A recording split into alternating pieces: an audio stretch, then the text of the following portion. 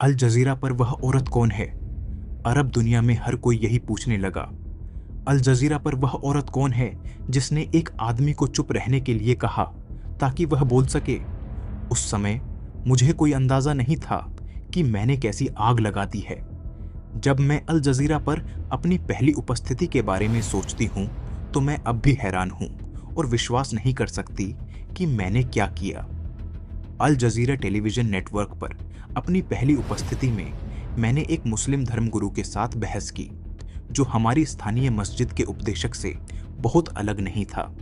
कार्यक्रम के होस्ट ने मुझे 2 दिन पहले फोन करके पूछा कि क्या मैं इसमें हिस्सा ले सकती हूँ। उसने यह नहीं बताया कि कार्यक्रम कैसा होगा, लेकिन कहा, हम इस्लामी शिक्षाओं और आतंकवाद के बीच संबंध की सीमा पर आपकी राय जानना चाहेंगे।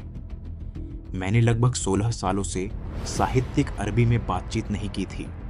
उस दौरान मैंने उस तरह की अरबी लिखी तो थी, लेकिन बोली नहीं थी। मुझे कोई अंदाजा नहीं था कि प्रोग्राम कैसा होगा, क्योंकि मेरे केबल लिस्ट में अल जजीरा नहीं है और मैं आमतौर पर टेलीविजन की शौकीन नहीं हूँ। बेशक अल जजीरा के पास मुझे चुनने का अच्छा कारण था। मेरे निबंध पूरी अरब दुनिया में मशहूर थे। इस विषय पर मेरी राय साफ और सटीक थी। उन्होंने मुझे इसलिए चुना ताकि वे अरब दर्शकों को दिखा सके कि मेरा रवैया कितना सतही था, मुझे बदनाम कर सके और यह साबित कर सके कि मैं अपनी राय का बचाव करने में नाकाम हूँ। उन्हें यकीन था कि भले ही एक लेखक के तौर पर मैं अपने पाठकों के सामने अपने विचार रख पाती हूँ, लेकिन टेलीविजन पर मैं ऐसा करने में लगभग नाकाम साबित होंगी, जहां मुझे एक ही झटके में हरा दिया जाएगा। अरब दुनिया में टेलीविजन देखने वालों की संख्या पाठकों की संख्या से कहीं ज्यादा है और इसमें मुस्लिम अरब समाज के सभी वर्ग शामिल हैं। अगर मुझे इस दर्शकों के सामने नाकाम साबित कर दिया जाता तो उन्हें लगा कि यह सच में मेरा अंत होगा। अरब दुनिया में आम जनता ज्यादातर किसी भी चर्चा को उसी पैमाने पर जज करती है जिस पर मेरी माँ हमारे स्थानीय मस्जिद के उपदेशक का मूल्यांकन करती थी, आवाज की तेजी और वॉल्यूम से। प्रोग्राम में दूसरा मेहमान एक प्रतिभाशाली उपदेशक था जो चिल्लाने और हमला करने की कला में माहिर था। उसने मुझे मेरे लिए तय समय का 1/4 भी इस्तेमाल नहीं करने दिया। उसने जवाब देने के मेरे अधिकार का सम्मान नहीं किया, न ही उसने मेरे समय का सम्मान किया, क्योंकि हमला करने का दर्शन न तो अधिकारों में विश्वास करता है और न ही प्राइवेसी में। उसके चिल्लाने और गुस्से ने मुझसे मेरा तय समय छीन लिया। उसने मेरा एक भी शब्द नहीं सुना, न ही उसने मेरे पूछे गए किसी भी सवाल का जवाब दिया। शांति से, और जिसे मैंने असाधारण धैर्य समझा, मैंने अपने विचार व्यक्त किए और थोड़े ही समय में मैंने दर्शकों के सामने अपनी राय साफ और संक्षेप में रख दी। इस्लाम के इतिहास में कभी किसी महिला ने किसी पुरुष की हमला करने और चिल्लाने की क्षमता का मुकाबला नहीं किया है। इस्लाम के इतिहास में कभी किसी महिला ने अपनी शांति से किसी पुरुष के शोर को शांत नहीं किया है या अपनी बात करने और समझाने की क्षमता से उसकी चीखों पर काबू नहीं पाया है। हमला करने का दर्शन जिसमें मुस्लिम पुरुष इतने माहिर हैं, मेरे सामने नाकाम रहा। अपने इतिहास में पहली बार एक ऐसी महिला से हार गया जिसने 16 सालों से साहित्यिक अरबी में बात नहीं की थी और जो पहली बार लाखों मुसलमानों के दर्शकों से बात कर रही थी। जैसे जैसे हमारा समय खत्म होने लगा, कार्यक्रम के होस्ट ने मुझे अपनी बात खत्म करने और अपनी राय बताने के लिए कुछ और सेकंड दिए, लेकिन उस मेहमान ने मुझे एक बार फिर बीच में टोक दिया। समय इतना कम और कीमती लग रहा था कि मैं उसका 1 सेकंड भी बर्बाद नहीं करना चाहता था और मैंने उस पर चिल्लाया, चुप रहो, अब मेरी बारी है। मैंने यह वाक्य बिना यह सोचे समझे कहा कि यह अरब और मुस्लिम इतिहास में एक नया अध्याय खोलेगा। इस्लाम के इतिहास में कभी किसी महिला ने किसी मुस्लिम पुरुष से साफ और जोरदार तरीके से चुप रहने के लिए नहीं कहा था, क्योंकि बोलने की बारी उसकी थी। इस्लामी रीति रिवाजों और परंपराओं में महिलाओं की कोई बारी नहीं होती। उनके पास ऐसा कोई समय नहीं होता जो सिर्फ उनका हो। इस्लाम में महिलाओं के पास खुद पर भी कोई हक नहीं होता या अपने फैसले लेने का अधिकार भी नहीं होता। मेरा मेल बॉक्स चिट्ठियों से भर गया। चुप रहो, अब मेरी बारी है। यह बयान इनमें से ज्यादातर का विषय था। जिन दर्शकों ने मेरी बात का समर्थन किया, उन्होंने मेरी कही हुई बातों की तारीफ की और इसे बहस के दौरान कही गई सबसे अच्छी बातों में से एक माना। लेकिन जिन मुस्लिम पुरुषों ने इसे अपनी दखल देने और चिल्लाने की क्षमता के लिए खतरा समझा, उन्होंने मुझे कोसा और इसे कहने के मेरे साहस को एक शर्मनाक गुस्ताखी माना। मेरे लिए जो महत्वपूर्ण है वह यह है कि मैंने एक ऐसा टैबू तोड़ा जिसे शायद दूसरी मुस्लिम महिलाओं ने मुझे तोड़ते हुए देखा होगा। मैंने एक ऐसा टैबू तोड़ा जिसे मैं नहीं मानती और जिसे मैं पवित्र नहीं मानती, और मुझे उम्मीद है कि यह दूसरी महिलाओं को मेरे नक्शे कदम पर चलने के लिए प्रोत्साहित करेगा। मैंने एक मुस्लिम शेख की बदतमीजी को चुनौती दी और 14 सदियों में पहली बार उसकी छिछली सोच और पाखंड को उजागर किया। मैं कौन होती हूं ऐसा कारनामा करने वाली? मैंने जो किया उससे मुझे यह सोचने पर मजबूर होना पड़ा कि मैं कौन हूं और मैं किस चीज में विश्वास करती हूं। अल जजीरा पर वह औरत कौन थी? मैं एक मुस्लिम औरत हूं। हाँ, मैं खुद को मुस्लिम मानती हूं, चाहे मैं इस्लाम में विश्वास करूं या ना करूं। मैंने मुस्लिम बनना नहीं चुना, लेकिन मेरे बस में नहीं है कि मैं खुद को कुछ और बना सकूं। हम में से हर कोई वही होता है जैसा उसे बचपन में बनने के लिए मनाया जाता है। हम में से हर कोई बचपन में उसके लिए बिछाए गए जाल में फंस जाता है और उसकी बाकी जिंदगी उस जाल में रहने या उससे निकलने के लिए एक कड़वी लड़ाई से ज्यादा कुछ नहीं होती। रहने या जाने का फैसला सिर्फ आपका है और जिंदगी हम में से हर किसी को चुनौती देती है, चाहे हम कुछ भी करें। अगर आप रहने का फैसला करते हैं तो जिंदगी आपके सामने ऐसी चुनौतियां पेश करेगी जो आपको उससे बाहर खींच लेंगी, और अगर आप छोड़ने का फैसला करते हैं तो यह आपको बने रहने की चुनौती देगी। रहना भी एक चुनौती है और छोड़ना भी एक चुनौती है। किसी की आज़ादी आपके रहने या जाने के फैसले में होती है। मैं अपने बचपन के शुरुआती सालों में इस्लाम के जाल में फंस गई थी। जब मैं बड़ी हुई तो मैंने उस जाल से भागने का फैसला किया। मेरी आज़ादी मेरे फैसले में है। मुझे विश्वास नहीं है कि मैं कभी भी खुद को उस जाल के चंगुल से पूरी तरह आज़ाद कर पाऊंगी। कोई नहीं कर सकता, लेकिन ऐसा न कर पाना मेरी आज़ादी को कम नहीं करता। मैं अब आज़ाद हूँ, चाहे मैं खुद को पूरी तरह से आज़ाद कर पाऊँ या सिर्फ आंशिक रूप से। यही जिंदगी का खेल है। हर इंसान एक तरह के जन्म चिन्ह के साथ पैदा होता है जिसे दूसरों ने उसके लिए तैयार किया होता है। वह यह तय करने में कोई भूमिका नहीं निभाता कि वह जन्म चिन्ह कैसा दिखेगा या वह किन तत्वों से बना है, लेकिन वह खुद को इसे पहनने के लिए मजबूर पाता है, जो उसके शरीर पर जीवन भर छपा रहता है, क्योंकि इसे कभी भी पूरी तरह से हटाया नहीं जा सकता और यह कभी भी पूरी तरह से फीका नहीं पड़ सकता। हर जन्म चिन्ह में एक व्यक्ति के परिवार के मूल्य, सिद्धांत, रीति रिवाज और परंपराएं होती हैं।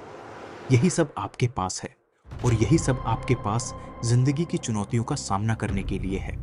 इसके कुछ हिस्से आपको रोकेंगे, दूसरे आपके रास्ते को आसान बनाएंगे। आप अकेले तय करेंगे कि क्या रखना है और क्या छोड़ना है। जिंदगी निष्पक्ष नहीं है। क्यों? हर इंसान का बर्थमार्क दूसरे से अलग होता है। मार्गरेट थैचर को अपने बर्थमार्क में जो मिला वह किसी भी तरह से मेरी दादी को अपने बर्थमार्क में मिली चीजों जैसा नहीं था। मार्गरेट थैचर को ऐसी चीजें मिलीं जिनसे ग्रेट ब्रिटेन की प्रधानमंत्री बनने का उनका रास्ता आसान हो गया। उसका मोटो था, तुम जो चाहो वो बन सकती हो। अपनी जिंदगी में मार्गरेट थैचर को बहुत सारी चुनौतियों का सामना करना पड़ा, जिन्होंने उनके रास्ते में रुकावटें डाली, लेकिन जन्म के समय मिले निशान के प्रति सच्ची रहकर वह इन चुनौतियों से पार पाने में कामयाब रही। मेरी दादी का बर्थमार्क अलग था। मेरी दादी को जो मिला उसने उन्हें अपने पति की दूसरी शादी में खुशी से नाचने के लिए मजबूर किया, जबकि अंदर से वह दुख से मर रही थी। उनके बर्थमार्क पर लिखा मोटो अलग था। उसमें लिखा था, औरतें खराब होती हैं, शादी उस खराबी का 10वां हिस्सा छिपा देगी और कब्र बाकी 9/10वां हिस्सा छिपा देगी। मेरी दादी अपने पति की शादी में नाचने से मना कर सकती थी, लेकिन उन्होंने उनके आदेशों का पालन करना और उनकी सुरक्षा में उनकी पत्नी के रूप में रहना चुना, ताकि शादी उनकी कुछ खराबी को छिपा सके। जिंदगी ने मार्गरेट थैचर के साथ जो खेल खेला वह मेरी दादी के साथ खेले गए खेल से कम मुश्किल था। श्रीमती थैचर को यकीन था कि वह प्रधानमंत्री बनने के लायक हैं, जबकि मेरी दादी को यकीन था कि वह सिर्फ मेरे दादाजी की पत्नी बनने के लायक हैं। जिंदगी ने दोनों महिलाओं के सामने ऐसी चुनौतियां पेश की जो उन्हें अपने विश्वासों को छोड़ने पर मजबूर कर दें, लेकिन मेरी दादी को ऐसी चुनौतियों का सामना करना पड़ा जिनसे उनके लिए अपने विश्वासों को छोड़ना मार्गरेट थैचर की तुलना में कहीं ज्यादा मुश्किल हो गया। मान लीजिए कि श्रीमती थैचर जिन चुनौतियों का उन्होंने सामना किया उनसे निराश होकर यह विश्वास छोड़ने का फैसला करती है कि वह जो चाहें वह बन सकती हैं।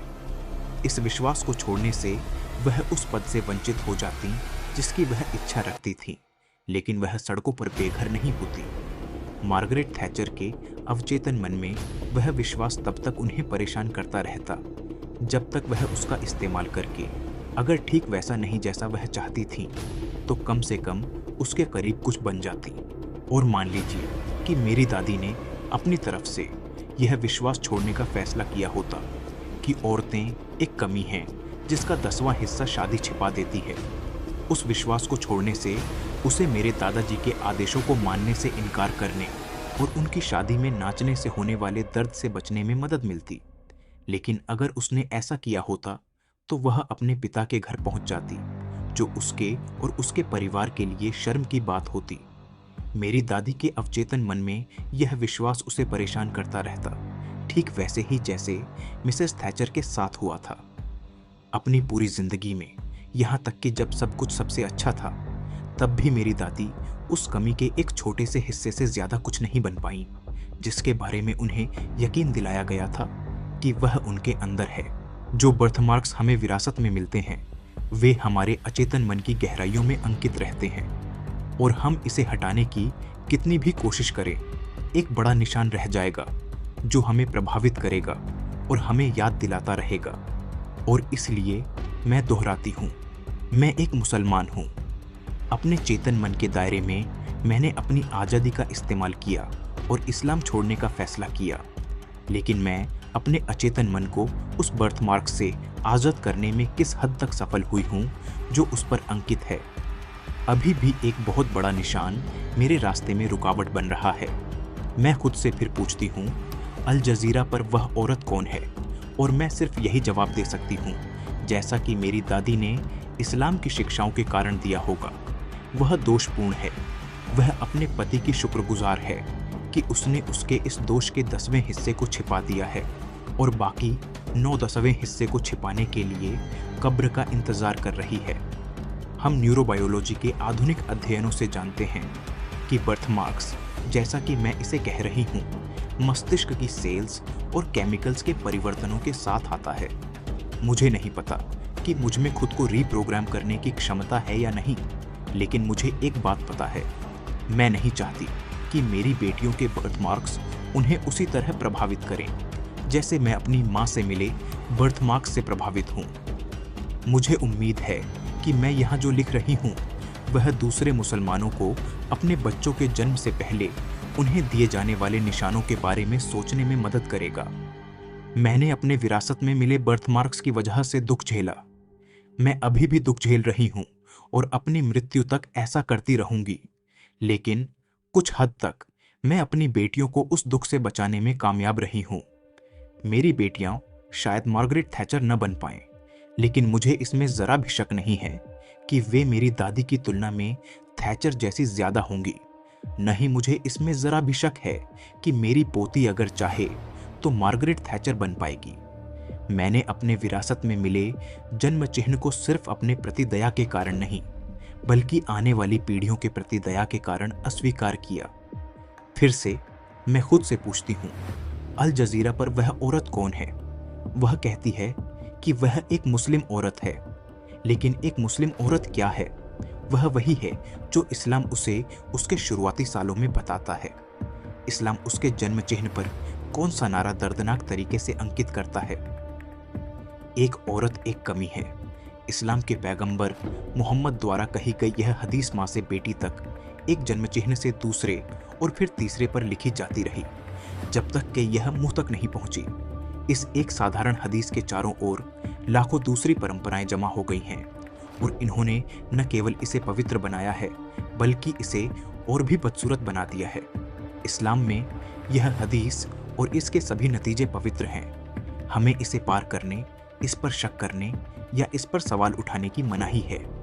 धरती पर किसी औरत के लिए इस यकीन से ज्यादा जानलेवा कोई और यकीन नहीं है कि वह एक कमी या गलती है और कोई दूसरी मान्यता इसे कम अपमानजनक नहीं बना सकती। मैंने होश संभालने के पहले पल से ही इस मान्यता को दोहराते हुए सुना। यह अकेली हदीस नहीं थी जो मेरे हिस्से में आई, लेकिन यह सबसे बदसूरत थी। मेरी माँ की सबसे पहली याद मुझे यह है कि उन्होंने मेरा नाम कैसे चुना। जब उन्होंने मुझे यह कहानी सुनाई तो वह हंसी, लेकिन मुझे हमेशा हैरानी होती थी कि क्या वह अंदर से रो रही थी। उन्होंने मुझे बताया कि मेरे आने पर वह बहुत खुश नहीं थी और मेरे पिता भी नहीं थे। यह कहने की जरूरत नहीं है, मेरे चाचा की पत्नी के पहले ही 2 लड़के हो चुके थे।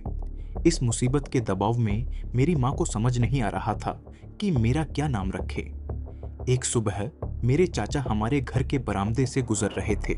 जब उन्होंने मेरी माँ को मुझे गोद में लिए देखा, उन्होंने उन्हें सलाम किया और पूछा, क्या तुमने अभी तक उसका नाम नहीं चुना?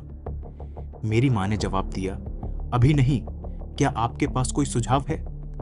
मेरे चाचा ने बिना किसी हिचकिचाहट के कहा, उसे शिट कहो, यही एकमात्र नाम है जिसकी वह हकदार है। मेरी माँ ने यह कहानी सैकड़ों बार सुनाई जब मैं सुन सकती थी। वह इसे मजाक में अपने पड़ोस की सहेलियों को सुनाती थीं, इस बात से अनजान कि हर बार जब वह यह कहती थीं तो मुझे कितना गहरा दुख होता था। और इस तरह मेरे जन्म प्रमाण पत्र में मेरी माँ ने मेरे चाचा के कहने पर शिट नाम जोड़ दिया।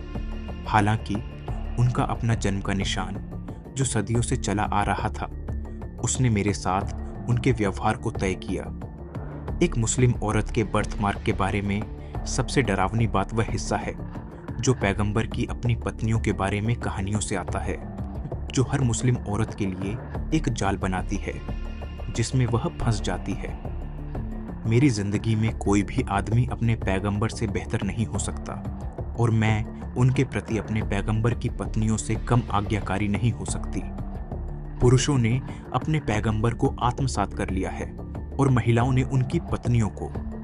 इस्लाम के पुरुष और महिलाएं इस जाल से कैसे बच सकते हैं? मुझे यकीन नहीं है कि वे ऐसा कर पाएंगे जब तक कि वे इन शादियों को आलोचनात्मक नजर से देखने को तैयार न हो, न कि मोहम्मद या उनकी पत्नियों का अपमान करने के लिए, बल्कि यह समझाने में मदद करने के लिए कि एक मुस्लिम पुरुष का महिलाओं के प्रति क्या रवैया होता है और वह उनके साथ कैसा व्यवहार करता है, यह देखते हुए कि मोहम्मद उनके आदर्श हैं।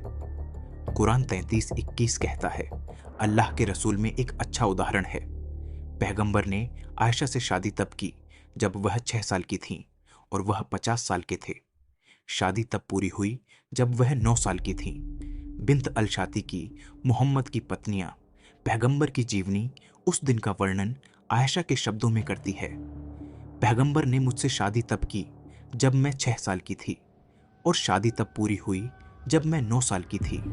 अल्लाह के पैगंबर हमारे घर अपने कुछ अनुयायियों के साथ आए। मेरी माँ मेरे पास आई जब मैं एक पेड़ की डालियों के बीच झूले पर थी और मुझे नीचे उतारा।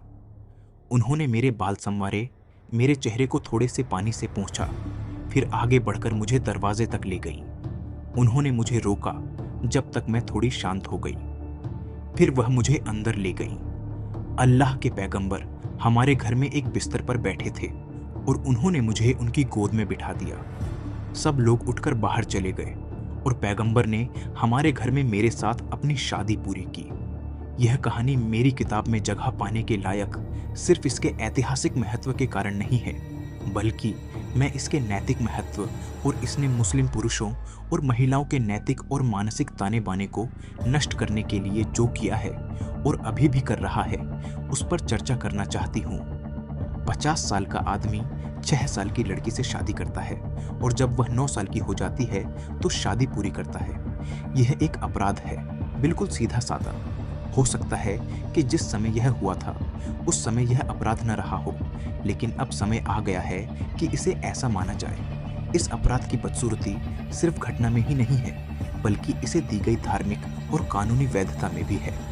यह वे नैतिक उदाहरण हैं जो एक मुस्लिम व्यक्ति इस घटना से निकालता है, जो इसे इसका महत्व और गंभीरता देते हैं, न कि इसका समय या स्थान। इस्लामी रीति रिवाज बचपन को कोई महत्व नहीं देते। एक बच्चा अपने पिता की संपत्ति होता है, जिसे किसी भी दूसरी संपत्ति की तरह उसका निपटारा करने का अधिकार होता है। जब एक माँ अपनी 9 साल से ज्यादा उम्र की छोटी बेटी को उठाकर उसके दादा की उम्र के एक आदमी की गोद में रख देती है, तो उसकी बेटी का बचपन हमेशा के लिए खत्म हो जाता है। जब माँ के इस काम को धार्मिक और कानूनी मान्यता मिल गई, तो यह 14 सदियों तक जीवन जीने का एक तरीका बन गया। मुस्लिम दुनिया में एक बच्चे का कोई अधिकार नहीं होता। वह एक संपत्ति का टुकड़ा है, कोई जिम्मेदारी नहीं। इस्लामी शिक्षाएं मुस्लिम बच्चों को यह सिखाती हैं कि उन्हें अपने माता पिता का कहना मानना चाहिए, क्योंकि उन्होंने उन्हें जीवन दिया है। लेकिन वही शिक्षाएं माता पिता को उस बच्चे के जीवन की गुणवत्ता और प्रकृति के प्रति उनकी जिम्मेदारी के बारे में कुछ नहीं बताती। मुस्लिम शिक्षा बच्चे को अपने माता पिता की अंधाधुंध आज्ञा मानने की आवश्यकता के बारे में समझाने पर ध्यान केंद्रित करती है। वह उनके हर आदेश का पालन करता है, सिवाय उन आदेशों के जो उसे अल्लाह की आज्ञा मानने से रोकते हैं। अल्लाह लोगों को उनके माता पिता के माध्यम से पकड़ता है और फिर इससे भी आगे जाता है। बच्चे पर राक्षस का नियंत्रण सुनिश्चित करने के लिए वह उसे अपने माता पिता की अवज्ञा करने का आदेश देता है, जब उनके आदेश उसके अपने आदेशों के अनुरूप नहीं होते, यानी इस्लामिक नहीं होते। इस्लामी कानून समाज की बच्चों के प्रति जिम्मेदारी के बारे में केवल एक ही मामले में बात करता है। यदि किसी बच्चे के माता पिता इस्लाम छोड़ देते हैं, तो समाज को हस्तक्षेप करना चाहिए और बच्चे को मुस्लिम समुदाय में वापस लाना चाहिए। मुस्लिम समाज में लोग बचपन से ही अपने माता पिता के जाल में फंस जाते हैं और उनकी दया पर जीते हैं। ऐसे किसी कानून के अभाव में जो समाज को उनके माता पिता के अत्याचार से बचाने के लिए हस्तक्षेप करने का अधिकार देता हो, यह स्थिति उनके पूरे जीवन भर बनी रहती है। एक मुस्लिम पुरुष अपने पिता की नज़रों में तब तक बच्चा रहता है जब तक वह पिता जीवित रहता है, और उसे अपनी पुरुष सत्ता का प्रयोग करने का एकमात्र अवसर अपनी पत्नी और बच्चों पर कड़ा नियंत्रण रखकर मिलता है। यातना का यह चक्र तब तक चलता रहता है जब तक आपको पता नहीं चलता कि यह कहां से शुरू होता है या कहां खत्म होता है। जब एक मुस्लिम महिला शादी करती है, तो वह न केवल एक पुरुष से बल्कि उसके पिता और माँ से भी शादी करती है, जो मुस्लिम कानून के तहत उनकी शादी में एक प्रमुख भूमिका निभाते हैं। माता पिता हर मामले में, चाहे वह छोटा हो या बड़ा, हस्तक्षेप करते हैं, और सास इस स्थिति का उपयोग उस भूमिका को निभाने के अवसर के रूप में करती है जो उसे जीवन में पहले नहीं मिली थी। अक्सर अपनी बहू पर अपना गुस्सा निकालकर उस समय का बदला लेती है जब वह खुद बहू थी। युवा पति खुद को कानूनी और परंपरागत रूप से अपनी माँ की अंधाधुंध आज्ञा मानने के लिए बाध्य समझता है और उसे अपनी इच्छानुसार करने की अनुमति देता है, क्योंकि वह मनमाने ढंग से और बिना किसी रोक टोक के उसके जीवन और उसके परिवार के जीवन में हस्तक्षेप करती है। एक मुस्लिम आदमी अनजाने में वही भूमिका निभाता है जो उसके पिता ने निभाई थी, और अपनी पत्नी पर सख्ती से राज करता है। साथ ही उसे इस बात का भी पछतावा होता है कि जब उसकी माँ जवान थी तो उसके पिता ने उस पर कितना जुल्म किया था। वह खुद को यह कहकर सही ठहराता है कि वह उसे उन सब चीज़ों का बदला लेने का हक दे रहा है जो उसने झेली हैं। उसकी माँ अपने अवचेतन मन में अपनी सास की भूमिका निभा रही होती है और अपने जवानी के दर्द को अपनी बहू पर निकालती है, और इस तरह यह सिलसिला चलता रहता है, क्योंकि इस्लाम महिलाओं को दूसरी महिलाओं पर जुल्म करने के लिए एक हथियार के तौर पर इस्तेमाल करता है। इस तरह के समाज में महिलाएं खुद पुरुषों से बदला नहीं ले सकती जिन्होंने उन पर जुल्म किया है, लेकिन वे अपना दबा हुआ गुस्सा दूसरी महिलाओं पर निकाल सकती हैं। मुझे मुस्लिम महिलाओं से बहुत सारे खत मिलते हैं जो मुझे कोसती हैं। मैं एक औरत की दूसरी औरत के प्रति इस रिएक्शन को जलन के अलावा किसी और चीज से नहीं समझा सकती, जो उन्हें अंदर से खा जाती है। जब वे मेरे निबंध पढ़ती हैं तो ये महिलाएं खुद से जानबूझकर और अनजाने में दोनों तरह से पूछती हैं, वफा सुल्तान अपनी राय जाहिर करने की आज़ादी का इस्तेमाल क्यों कर सकती है जबकि मैं नहीं? वफा सुल्तान ऐसे देश में क्यों रह सकती है जो एक औरत के तौर पर उसका सम्मान करता है जबकि मैं नहीं? जब उन्हें अपने सवालों का जवाब नहीं मिलता तो वे मुझ पर हमला करती हैं और मुझे कोसती हैं। मैं उनकी हालत समझती हूँ और उसका सम्मान करती हूँ। शायद इससे भी बेहतर मैं उनके साथ सहानुभूति रखती हूँ। मेरा दिल टूट जाता है क्योंकि मुझे पता है कि वे कितनी भयानक जिंदगी जीती हैं, लेकिन मैं इसके बारे में सिर्फ लिख और बोल सकती हूँ।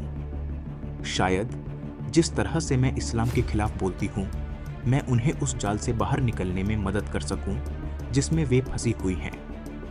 मोहम्मद की आयशा से शादी की कहानी आज भी इस जुल्म को बनाए रखने में मदद करती है।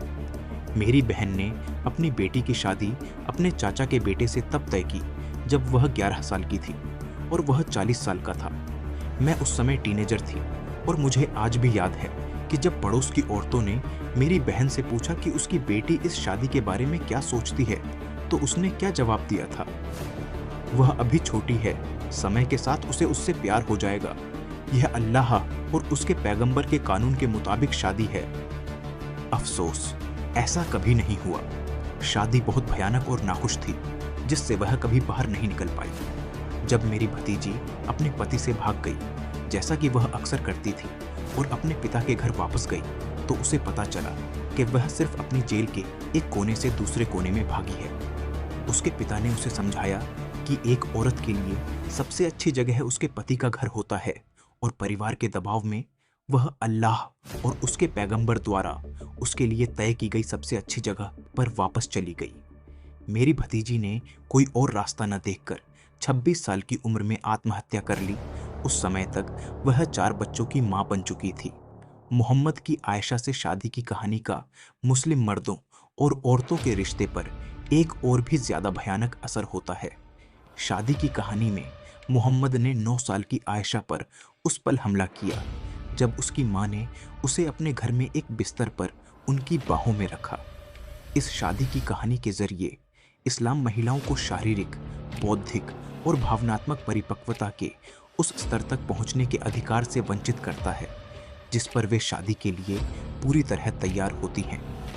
यह मुस्लिम महिलाओं को एक समझदार इंसान के तौर पर शादी करने के अधिकार से वंचित करता है कि एक लड़की अपने झूले से कूदे और कुछ ही मिनटों में एक आदमी की बाहों में एक परिपक्व महिला बन जाए। यह कुछ ऐसा है जिसे नैतिकता के सबसे बुनियादी कानून भी स्वीकार नहीं कर सकते। सबसे बड़ा दुर्भाग्य यह है कि इस घटना को धार्मिक और धर्मनिरपेक्ष दोनों कानूनों द्वारा मंजूरी दी गई है और यह जीवन जीने का एक तरीका बन गया है। इस कानून के तहत पूरे इस्लामी दुनिया में कई युवा लड़कियों के बचपन का उल्लंघन किया जाता है। जॉर्डन, सीरिया और मिस्र जैसे कई अरब देशों में हर साल अरब खाड़ी राज्यों के पुरुषों द्वारा नाबालिग लड़कियों के अधिकारों के खिलाफ सैकड़ों अपराध किए जाते हैं जिनका अपने जीवन पर कोई नियंत्रण नहीं होता है। ये पुरुष अपने अवैध पैसे और अपनी गैर मौजूद नैतिकता का फायदा उठाकर इन देशों में फैली गरीबी का फायदा उठाते हैं और पैसे के लिए नाबालिगों को खरीदते हैं। इन राक्षसी सुअरों में से किसी एक द्वारा खरीदी गई हर लड़की के लिए यह दुख की यात्रा की शुरुआत होती है, जो आमतौर पर नाबालिग लड़की को उसके बचपन, उसके स्त्रीत्व, उसके सम्मान और उसकी प्रतिष्ठा का उल्लंघन करने के बाद अल्लाह और उसके पैगंबर के कानून के अनुसार शादी के नाम पर मामूली रकम के बदले उसके परिवार को वापस लौटाने के साथ खत्म होती है। नाबालिग लड़की को एक ऐसे समाज में छोड़ दिए जाने के बाद वह अपने जीवन के नरक में लौट आती है जो उसकी दुर्दशा का सम्मान नहीं करता है। अगर वह सक्षम होती है तो वह अपने बाकी दिन दूसरों के मुंह में चबाए जाने वाले निवाले के रूप में बेरहमी से और बिना किसी शर्म के बिताती है। मोहम्मद की कुछ और शादियां भी हैं, जैसे ज़ैनब से उनकी शादी, जो एक पुरुष और एक महिला के बीच सही रिश्ते के लिए विनाशकारी हैं। ज़ैनब मोहम्मद की बुआ की बेटी और उनके गोद लिए बेटे जैद की पत्नी थी, इसलिए वह उनकी बहू थी। एक दिन पैगंबर जैद और ज़ैनब के घर गए। दरवाज़ा गाय की खाल के पर्दे से ढका हुआ था, जिसे हवा ने उठा दिया, जिससे वह ज़ैनब को उसके कमरे में बिना नकाब के देख सका। वह उसकी खूबसूरती देखकर मुग्ध हो गया। ज़ैनब ने मोहम्मद को अंदर आने के लिए बुलाया, लेकिन उसने मना कर दिया और बुदबुदाते हुए वापस चला गया। उसकी तारीफ हो जो दिलों को बदल देता है। जब जैद को अपनी पत्नी से पता चला कि क्या हुआ था, तो वह मोहम्मद के पास गया और उससे कहा, शायद ज़ैनब तुम्हें पसंद आई और मुझे उसे तुम्हारे लिए छोड़ देना चाहिए। मोहम्मद ने उससे कहा, अपनी पत्नी को अपने पास रखो। जब आप इस बारे में सोचते हैं तो हमने अभी जो देखा वह एक बेटा है जो अपनी पत्नी को अपने पिता को ऐसे दे रहा है जैसे वह अपने किसी दोस्त से पूछ रहा हो, क्या तुम्हें मेरे जूते पसंद हैं? क्या मैं उन्हें उतार दूं ताकि तुम उन्हें ले सको? जब से यह पवित्र शादी हुई है, इस्लाम में महिलाओं को सदियों से जूतों की तरह पहना और उतारा जाता रहा है। लेकिन मोहम्मद अपनी इच्छाओं का विरोध नहीं कर पाए और चट्टान पहाड़ की चोटी से नीचे लुढ़कने लगी। एक के बाद एक आयतें आईं, जिससे उन्हें उन इच्छाओं को आज़ाद करने का मौका मिला, जबकि फरिश्ता जिब्राइल ऊपर नीचे आगे पीछे आने जाने लगा, जब तक कि उसने मोहम्मद की दुविधा को हल नहीं कर दिया। कुरान की इन पहली आयतों में से एक में अल्लाह ने मोहम्मद को अपनी भावनाओं को छिपाने के लिए डांटा। तुमने अपने दिल में वह छिपाने की कोशिश की जो अल्लाह जाहिर करने वाला था। तुम इंसान से डरते थे, हालांकि अल्लाह से डरना ज्यादा सही होता। कुरान 33-37। अपनी पहली यात्रा में जिब्राइल ने मोहम्मद के लिए एक शादीशुदा औरत से प्यार करने का नियम बनाया, भले ही वह औरत उनकी बहू थी। फिर दूसरी आयत आई जिसने उन्हें ज़ैनब से शादी करने का आदेश दिया, और जब जद ने अपनी इच्छा पूरी कर ली तो हमने उसे तुमसे शादी में दे दिया। कुरान 33-37। गोद लिए बेटे की पत्नी से शादी करना इस्लाम से पहले के अरब समाज में स्वीकार्य नहीं था, और जैद के गोद लेने को अमान्य करने और उन लोगों को रोकने के लिए एक तीसरी आयत आई जो मोहम्मद की अपनी बहू से शादी की आलोचना करने लगे थे। मोहम्मद तुम में से किसी आदमी के पिता नहीं हैं, वह अल्लाह के रसूल और पैगंबरों की मुहर हैं। कुरान 33-40। यहाँ दिखाए गए मुस्लिम पुरुष एक बेचारे इंसान हैं जो अपनी सहज प्रवृत्ति को नियंत्रित नहीं कर सकते हैं, और इसीलिए उन्हें अपनी पसंद के किसी भी तरीके से उन्हें आज़ाद करने का अधिकार है। जब भगवान के पैगंबर ने अपने गोद लिए बेटे की पत्नी की इच्छा की और भगवान ने उन्हें उस इच्छा को पूरा करने का आदेश दिया, तो यह व्यवहार मुसलमानों के लिए धार्मिक और धर्मनिरपेक्ष दोनों कानूनों में शामिल हो गया। मोहम्मद ने अपने गोद लिए बेटे की पत्नी से अपनी सामाजिक रूप से अस्वीकार्य शादी को सही ठहराने के लिए गोद लेने पर प्रतिबंध लगा दिया, उस समय के मानकों के अनुसार। इस प्रतिबंध ने एक सामाजिक व्यवस्था को खत्म कर दिया, जिसने उस समय कई बच्चों को बचाने में मदद की थी जो किसी न किसी कारण से अनाथ हो गए थे, और यह प्रतिबंध आज भी मुस्लिम समाजों की आत्मा को सड़ा रहा है। इन समाजों में कई बच्चे जिन्होंने अपनी माँ या पिता को खो दिया है, वे ऐसे पीड़ितों के रूप में समाप्त होते हैं जिनके लिए कोई उचित समाधान नहीं मिल पाता है। इन समाजों में पिता की नई पत्नी अपने पति की दूसरी पत्नी के बच्चों को न तो अपना मानती है और न ही उनके साथ अपने बच्चों जैसा व्यवहार करती है। अपने धर्म में उसका विश्वास, जो गोद लेने पर रोक लगाता है, उसे जानबूझकर और अनजाने में भी उनके साथ प्यार से पेश आने से रोकता है। नए पति भी अपनी पत्नी की पहली शादी के बच्चों के साथ ऐसा ही व्यवहार करते हैं। इन समाजों में अनाथालय सिर्फ बाड़े जैसे हैं, जहां जीवन के सबसे बुनियादी नैतिक सिद्धांतों का भी पालन नहीं किया जाता। समाज इन बच्चों को नफरत की नज़र से देखता है, क्योंकि उनमें से ज़्यादातर नाजायज़ संबंधों से पैदा हुए हैं। उनके पिता से उनके जरिए बदला लिया जाता है, और लोग इस्लामी कानून में अपने विश्वास के कारण उन्हें गोद लेने से मना कर देते हैं, जो गोद लेने पर रोक लगाता है लेकिन कोई विकल्प नहीं देता। हम सभी को बोस्निया में युद्ध के बाद दुनिया के सामने आई आपदा याद है। इस युद्ध के दौरान लगभग 30,000 बच्चे नाजायज पैदा हुए और क्योंकि उनकी मुस्लिम माताओं ने उनकी देखभाल करने से मना कर दिया, इसलिए उन्हें पश्चिमी देशों में बांट दिया गया, जिसमें संयुक्त राज्य अमेरिका को सबसे बड़ा हिस्सा मिला। किसी भी मुस्लिम देश ने इन बच्चों में से एक को भी गोद लेने की पेशकश नहीं की। हालांकि मोहम्मद की सभी शादियों में से सफिया से उनकी शादी सबसे भयानक थी। सफिया बिन्त हई एक यहूदी महिला थी जिसके पति, पिता और भाई को मोहम्मद ने खैबर जनजाति पर हमला करते समय मार दिया था। उसे हमले के दौरान मोहम्मद के एक आदमी जिसका नाम सहम था ने बंदी बना लिया था। मोहम्मद ने सफिया को उससे ले लिया, उसे मुआवजे के तौर पर 7 और महिला कैदी दी और उसी दिन सफिया से शादी कर ली जिस दिन उसने उसके पति, भाई और पिता को मारा था। एक बार फिर एक महिला को अपनी शादी या आखिरकार अपनी किस्मत के बारे में फैसला करने का कोई मौका नहीं दिया गया। सफिया खुद को एक दिन से दूसरे दिन मोहम्मद की बाहों में पाती है और उसे यह स्वीकार करने या मना करने का अधिकार नहीं है कि वह उसके साथ क्या करने का फैसला करता है। जब मुस्लिम दुनिया में महिलाओं की बिगड़ती स्थिति पर चर्चा होती है तो मुस्लिम कानून के कुछ रक्षक यह दावा करते हुए विरोध करते हैं कि इस्लाम ने महिलाओं का सम्मान किया, लेकिन उसके कुछ अनुयायियों ने कुरान और पैगंबर की परंपरा को गलत समझा है। लेकिन मेरे पास अभी भी एक सवाल है, क्या उन्हीं अनुयायियों ने पैगंबर के जीवन काल में महिलाओं के प्रति उनके रवैये को गलत समझा है? कुरान की आयतें या पैगंबर की परंपराएं कहाँ हैं जो इन रवैयों की बुराई को कम कर सके? वे नहीं मिलती। हम 50 साल के आदमी की 6 साल की लड़की से शादी जो 3 साल बाद पूरी हुई को बलात्कार के अलावा और कैसे देख सकते हैं? इसका जवाब नहीं मिलता। हम एक आदमी की अपने बेटे की पत्नी से शादी को एक सही काम कैसे मान सकते हैं? ऐसा सोचने के लिए कोई रास्ता नहीं है। हम एक आदमी की अपनी महिला कैदी से शादी को कैसे देख सकते हैं जब उसने उसके कबीले पर हमला किया हो और उसके पति, पिता और भाई को मार डाला हो सिवाय अपराध के? हम नहीं देख सकते क्योंकि हमें ऐसा सोचने के लिए कोई आयतें या परंपराएं नहीं हैं। महिलाओं के प्रति इस्लाम के रवैये को समझने के लिए उस रेगिस्तानी माहौल के बारे में और गहराई से सोचना होगा जिसने इसे जन्म दिया। कबीला सोता था और दूसरे बड़े, बेहतर हथियारों वाले कबीले की तलवारों की खड़खड़ाहट से जागता था।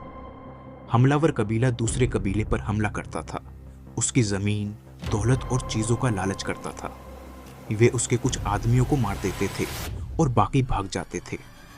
जब लड़ाई की आग शांत हो जाती थी तो जीतने वाले कबीले के आदमी हारे हुए कबीले की औरतों को आपस में बांट लेते थे, ठीक वैसे ही जैसे वे अपने जानवर, सामान और दौलत बांटते थे। अरब इतिहास में कोई भी कबीला हमले और उसके असर से सुरक्षित नहीं था। भूख या प्यास से मरने के डर के अलावा अरब रेगिस्तान में एक आदमी को एक और तरह का डर सताता था, एक ऐसा डर जिसका स्रोत औरतें थीं। उसे इस बात का डर था कि अगर वह किसी दूसरे आदमी का शिकार हो गई तो उसे बदनामी झेलनी पड़ेगी। उस समय और जगह के आदमी के लिए एक औरत उसकी अपनी नाकामी और शर्म की लगातार याद दिलाती थी, क्योंकि जब उसके कबीले पर हमला होता था तो वह उसे बचाने की कोशिश में नाकाम हो सकता था। अगर वह किसी दूसरे आदमी की बाहों में चली जाती तो उस पर बदनामी आती। उसके प्रति उसका रवैया उसे बचाने में उसकी संभावित असमर्थता के कारण उसकी अपनी कमी की भावनाओं से पैदा हुआ था। उसकी नफरत उस असली गुनहगार के खिलाफ नहीं थी जो उसकी बदनामी के लिए जिम्मेदार था, क्योंकि वह खुद भी एक दिन हमलावर की स्थिति में हो सकता था, दूसरे आदमी को हराकर उसकी औरतों को ले जा सकता था। बल्कि उसकी नफरत उस औरत के खिलाफ थी जो उसकी माँ, उसकी बहन या उसकी पत्नी हो सकती थी। तब से मुस्लिम पुरुष सम्मान को मापने का केवल एक ही पैमाना रहा है, वह एक औरत के घुटनों और नाभि के बीच के हिस्से की कितनी अच्छी तरह रक्षा करता है। वह इस बोझ के लिए उसे जिम्मेदार ठहराता है, शर्मिंदा होकर उसका अपमान होता है और उसके साथ उसका व्यवहार एक अजीब तरह के बदले का रूप ले लेता है।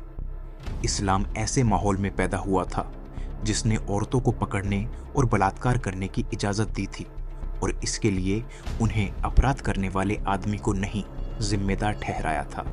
इस्लाम ने उस चीज पर रोक नहीं लगाई जो पहले से ही जायज थी। इसके विपरीत इसने इसे कानूनी बना दिया और इसे धार्मिक कानून में शामिल कर लिया।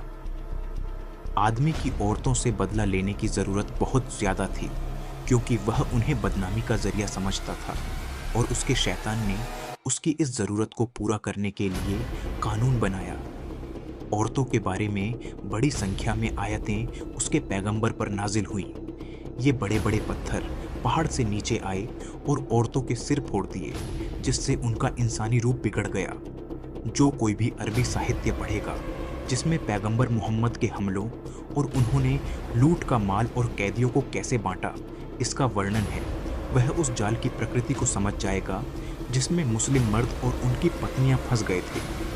मोहम्मद वह उदाहरण पेश करते हैं जिसका मुस्लिम मर्दों को अनुकरण करना होता है, जबकि मुस्लिम औरतों को उनकी पत्नियों से उदाहरण लेना होता है। 14 सदियों से मुस्लिम मर्द अपने पैगंबर के प्रभुत्व से खुद को आजाद नहीं कर पाए हैं और मुस्लिम औरतें भी उनकी पत्नियों से बेहतर नहीं कर पाई हैं। मोहम्मद ने अपने और अपने आदमियों के लिए अपने हमलों के दौरान पकड़ी गई औरतों के साथ बलात्कार को एक आयत में कानूनी बना दिया, जो पहाड़ की चोटी से नीचे गिरी और मोहम्मद की गोद में आ गिरी। कुरान की आयत कहती है, उन औरतों से शादी करो जो तुम्हें अच्छी लगे, 2, 3 या 4, लेकिन अगर तुम्हें डर है कि तुम उनके बीच समानता नहीं रख पाओगे तो सिर्फ एक से शादी करो। जो औरतें तुम्हें अच्छी लगे। मर्दों ने शादी को अपनी इच्छाओं की पूर्ति से ज्यादा कुछ नहीं समझा। औरत की शादी के बारे में भावनाओं का कोई ध्यान नहीं रखा और मर्दों ने इन इच्छाओं को नहीं रोका और जिस भी औरत को वे हासिल कर सकते थे उससे अपनी इच्छाएं पूरी करते थे, ठीक वैसे ही जैसे कोई सामान हो। एक आदमी की दौलत ही उन औरतों की संख्या को सीमित करती थी जिनसे वह शादी कर सकता था। कुरान औरतों के 2 वर्गों में अंतर करता है, आजाद औरत और गुलाम औरत। गुलाम औरत को आज़ादी का कोई अधिकार नहीं है। इस्लाम एक आदमी के लिए आज़ाद औरतों की संख्या को 4 तक सीमित करता है, अगर वह उन सभी के साथ समान व्यवहार कर सकता है, और अगर वह ऐसा नहीं कर सकता तो 1 तक। एक गुलाम औरत को आज़ाद औरत के समान अधिकार नहीं मिलते हैं और इसीलिए एक आदमी उनसे अपनी मर्जी से शादी कर सकता है जब तक कि वह उन्हें खरीदने का खर्च उठा सके। इस्लाम का समानता से क्या मतलब है? इस मामले में समानता शब्द के इस्लामी अर्थ में इसका मतलब है कि आदमी को अपने वीर्य और अपनी दौलत को अपनी 4 पत्नियों के बीच समान रूप से बांटना होगा।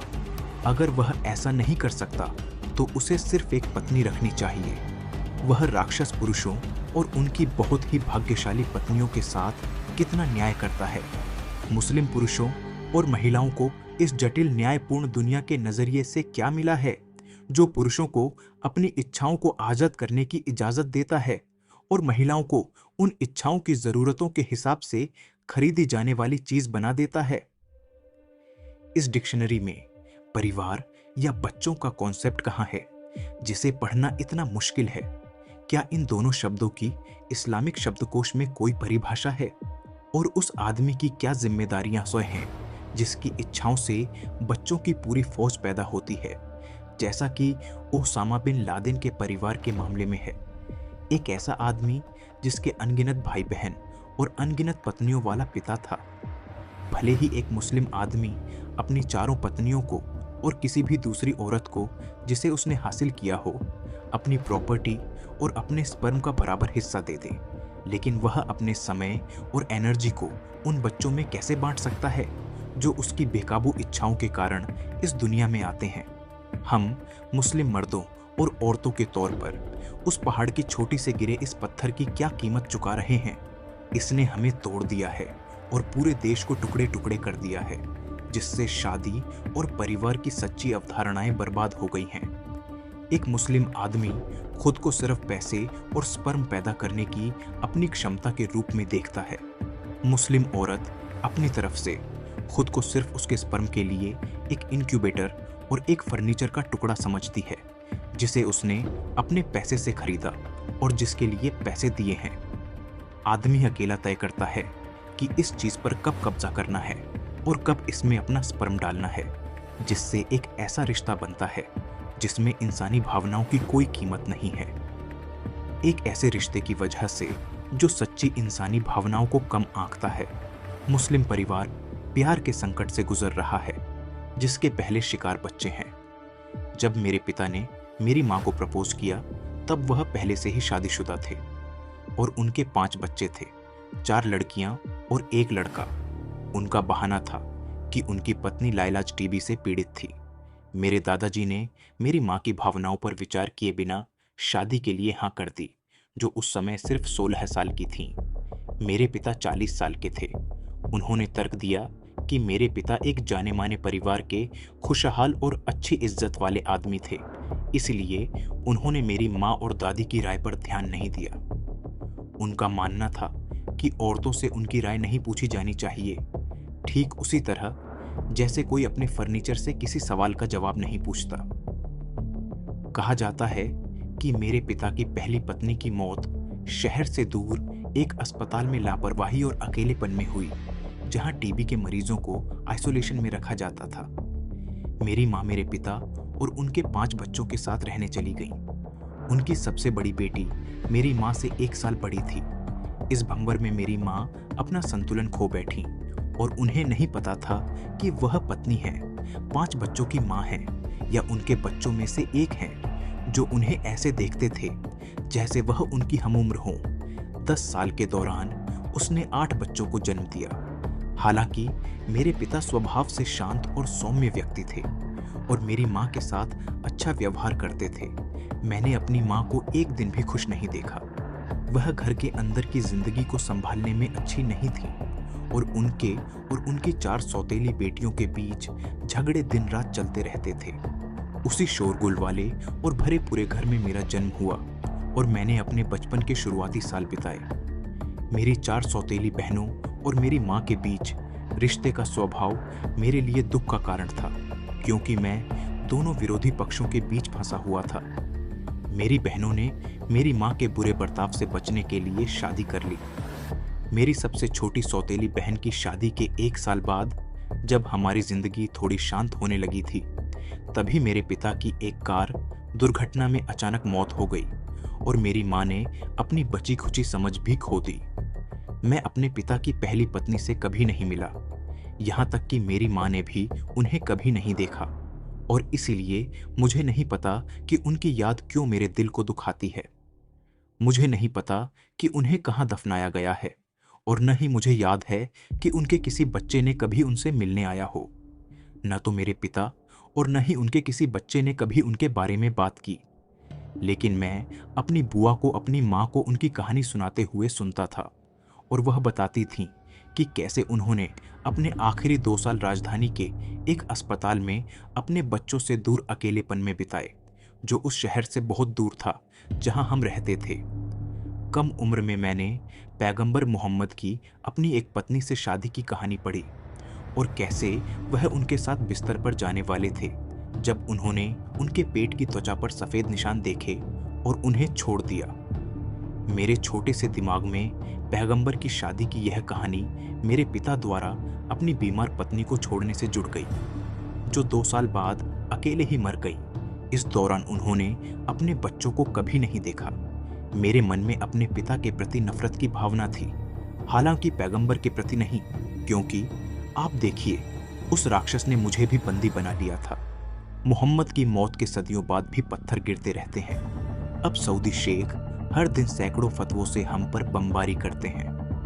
कुरान की बहुत सारी आयतें औरतों के बारे में हैं, फिर भी उनमें से कोई भी उन आयतों और कहानियों से पैदा हुए संकट की गंभीरता को कम नहीं करती, जिनके बारे में हम पहले ही बात कर चुके हैं। एक आयत कहती है, तुम्हारी औरतें तुम्हारी खेतियां हैं, तो जाओ अपनी खेतों में जैसे चाहो वैसे जाओ। कुरान 2:223।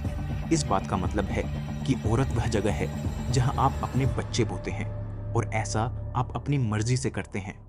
इसी कमेंट्री के अनुसार इस आयत का मतलब है कि एक आदमी अपने स्पर्म को किसी भी पोजीशन में बो सकता है जो वह औरत से बीज बोने की प्रक्रिया के दौरान अपनाने के लिए कहे। इसीलिए एक औरत जमीन मिट्टी की तरह है, जबकि आदमी वह किसान है जो उस जमीन को जोतता है और उसमें अपना बीज डालता है। मिट्टी विरोध नहीं कर सकती जब किसान उसे जोतता है, और न ही वह बीज बोने का समय या जगह तय कर सकती है। क्या मिट्टी यह तय कर सकती है कि उसे कैसे जोता और बोया जाएगा? 14 सदियों से मुस्लिम औरतें इस्लाम की वह मिट्टी रही हैं जिस पर मुस्लिम मर्द चले हैं, और किसान की भूमिका में उन्हें बोया है। मुस्लिम देशों में महिलाएं उसी जाल में फंस गई हैं जिस जाल में वह चिंपैंजी फंसा था, और अब वे खुद को समाज जैसा व्यवहार करता है उससे अलग नहीं देख पाती, यानी पुरुषों से कमतर और पुरुषों जैसी मानसिक क्षमताओं से रहित। उन्हें यकीन हो गया है कि वे कमतर प्राणी हैं, और वे अपनी इस पहचान का बचाव भी करने लगी हैं। मुस्लिम शिक्षा ने महिलाओं को इस हद तक कुंद कर दिया है कि उनसे उनका दिमाग और उनकी चेतना छीन ली गई है। इस शिक्षा का मुस्लिम पुरुषों और महिलाओं दोनों के दिमाग पर गहरा असर पड़ा है। अब सिर्फ पुरुष ही महिलाओं की इस स्थिति के लिए जिम्मेदार नहीं हैं। महिलाएं खुद भी इस स्थिति का बचाव करने लगी हैं। महिलाओं ने खुद को पुरुषों के जानवरों के दर्जे तक गिरा हुआ देखा है। उन्होंने इस दर्जे को स्वीकार कर लिया है, और अब वे इससे बच नहीं सकती। कुरान की आयतें और पैगंबर की परंपराएं जिनके बारे में हमने बात की है, साथ ही उनसे जुड़े फतवे, व्याख्याएं और टीकाएं महिलाओं की आत्म छवि को बिगाड़ने और उन्हें यह समझाने के लिए काफी थीं कि यह बिगड़ी हुई छवि पवित्र है। इस्लाम महिलाओं को दोषपूर्ण प्राणी मानता है, और उन्हें मिली शिक्षा के कारण महिलाओं को अपनी दोषपूर्णता का यकीन हो गया है, और उन्होंने वास्तव में उस दोषपूर्णता को ईश्वरीय आदेश मानकर पवित्र बना दिया है। समस्या अब सिर्फ इस्लामी शिक्षा की नहीं रही, इसे वे महिलाएं आगे बढ़ा रही हैं जो इस शिक्षा का बचाव करती हैं। कोई भी स्थिति तब तक नहीं बदली जा सकती जब तक उसमें रहने वाले लोग उसकी कमियों से वाकिफ न हों और बदलाव के लिए कोशिश न करें। एक कीड़ा अपनी पूरी जिंदगी जमीन से चिपका रहता है, अक्सर पैरों तले कुचला जाता है, क्योंकि वह जिस सच्चाई में रहता है उससे अनजान है, इसलिए वह विद्रोह नहीं करता। मुस्लिम देशों में महिलाएं कीड़ों की तरह रहती हैं, पुरुषों के पैरों तले रौंदी जाती हैं। उन्हें विश्वास है कि उन्हें इसी तरह की जिंदगी जीने के लिए बनाया गया है, और इसलिए उनसे इसे अस्वीकार करने की उम्मीद नहीं की जा सकती। पैगंबर की जिन परंपराओं का मैंने हवाला दिया है, उन्होंने महिलाओं को बौद्धिक और नैतिक रूप से दोषपूर्ण बताकर कलंकित किया है। मोहम्मद ने एक हदीस में अपने अनुयायियों से कहा, हे महिलाओं, तुम में से ज्यादातर जहन्नम में रहने वाली हो, क्योंकि जब तुम्हें कुछ मिलता है तो तुम धन्यवाद नहीं देती, जब तुम पर मुसीबत आती है तो तुम सब्र नहीं दिखाती, और जब मैं तुमसे दूर रहता हूं तो तुम शिकायत करती हो। जरा एक पल के लिए सोचिए कि यह बार बार सुनकर कैसा लगता होगा। इसे आपके दिमाग में तब तक भरा जाता है जब तक यह आपके अस्तित्व का हिस्सा न बन जाए। मुस्लिम मान्यता के अनुसार महिलाएं कृतज्ञता या धैर्य रखने में असमर्थ होती हैं और बड़बड़ाना और शिकायत करना पसंद करती हैं। यह किस तरह की दिमागी रूप से धोई हुई महिला है जो इन आरोपों के स्तर तक गिरने के लिए सहमत हो जाती है? इस्लाम में महिलाएं न केवल अपने बारे में अपनी कमजोर करने वाली मान्यताओं की बंधक बन गई हैं, वे पुरुषों के इशारों पर भी चलती हैं, और इस तरह उनकी भी बंधक है। मोहम्मद ने एक और हदीस में कहा, एक महिला को अपने पति की अनुमति के बिना किसी को खाना नहीं खिलाना चाहिए जब तक कि खाना खराब न होने वाला हो। अगर वह उसकी सहमति से किसी को खाना खिलाती है तो उसका प्रतिफल उसके जैसा ही होता है, लेकिन अगर वह उसकी अनुमति के बिना किसी को खाना खिलाती है तो उसे प्रतिफल मिलता है, जबकि उसे पाप की जिम्मेदारी उठानी पड़ेगी।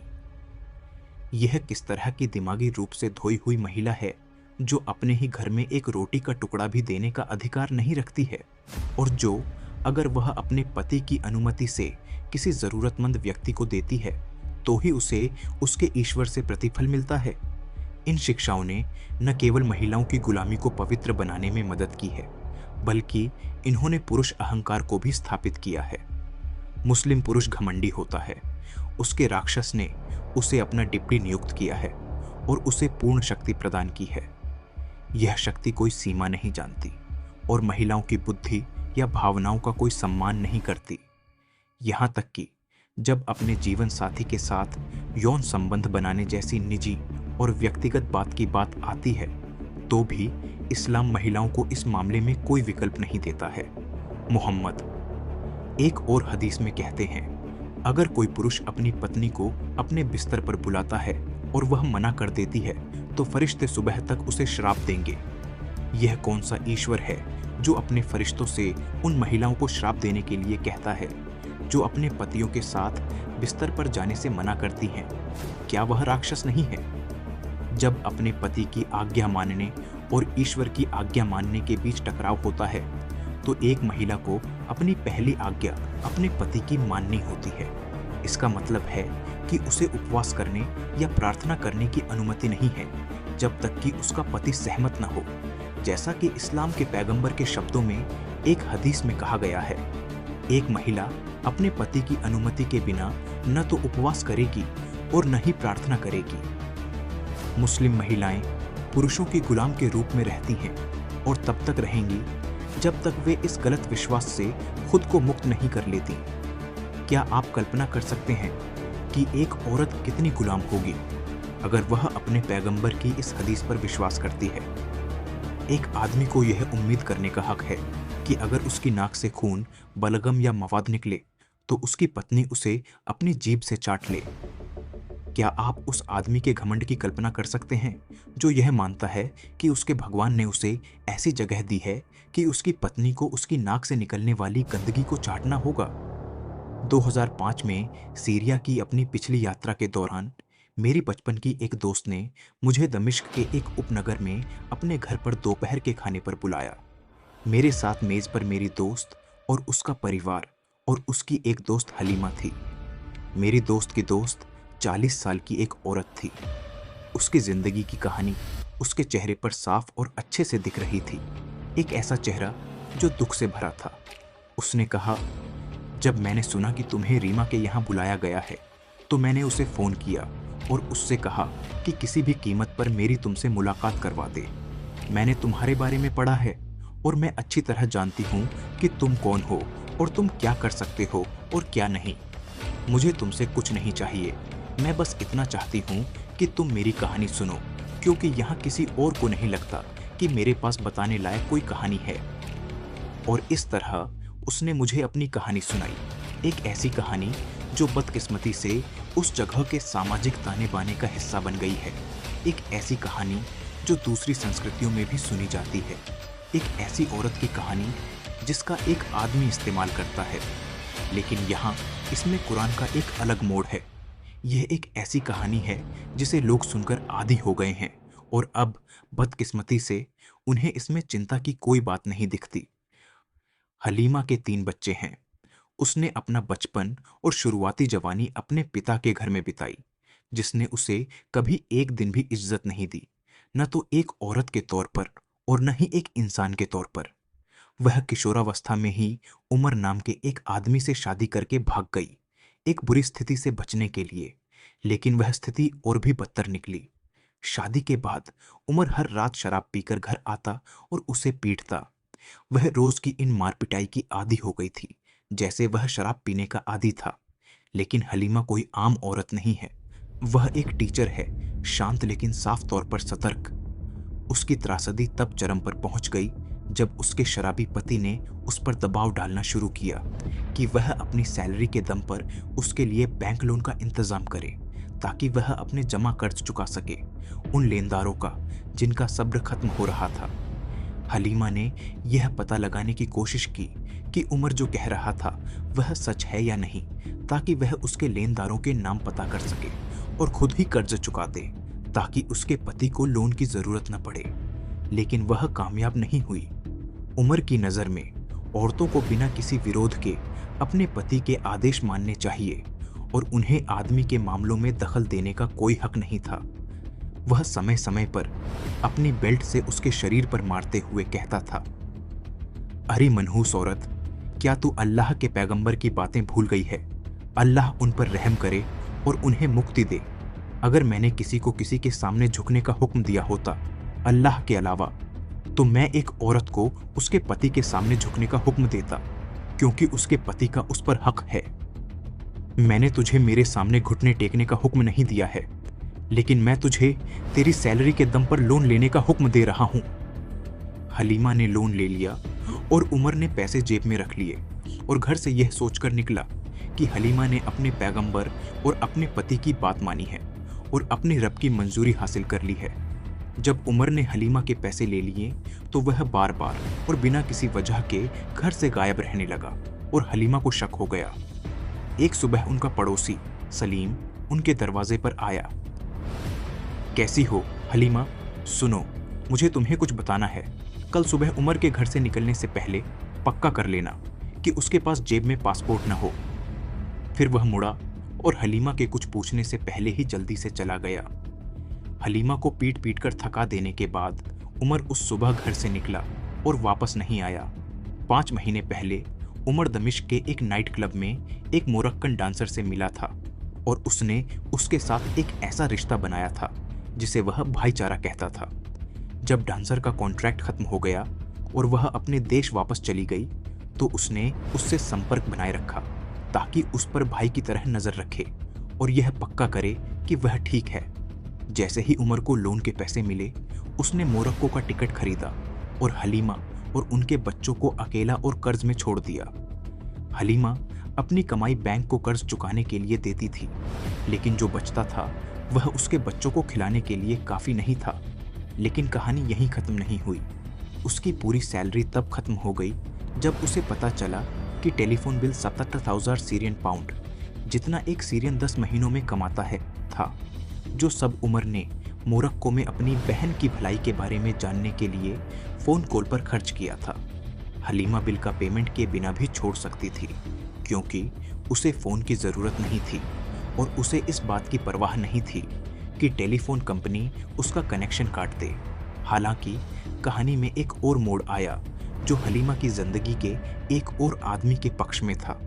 फोन का बिल उसके पिता के नाम पर रजिस्टर्ड था। अपनी बेटी की मदद करने के बजाय हलीमा के पिता ने उससे बिल चुकाने का वादा करवाया। तभी वह उसके घर में लाइन दोबारा लगवाने के लिए राजी हुए।